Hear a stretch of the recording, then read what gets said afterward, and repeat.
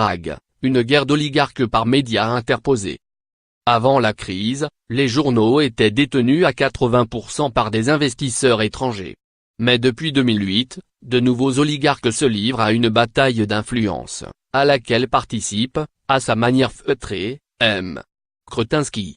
Le marché tchèque, à l'image d'une tendance que l'on peut observer dans tous les pays ayant rejoint l'Union européenne depuis 2004, se partage désormais entre quelques hommes d'affaires devant leur fortune aux privatisations des années 1990.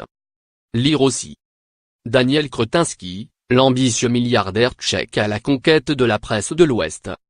Parmi eux, on trouve le Premier ministre Andrej Babi, qui possède plusieurs quotidiens très prescripteurs, Mladá frontadne, Lidové noviny et Métro, un hebdomadaire, des sites internet et la radio Impulse. Également dans le paysage, un certain Zdeněk Bakala, ancien propriétaire d'un complexe minier, qui s'est offert un quotidien économique, un hebdomadaire et un site d'information il y a 10 ans. Quant à Marek Dospiva, il domine le secteur de la presse régionale depuis 2015, alors que Jaromír s'occupe à acheter une chaîne de télévision et 2 hebdomadaires.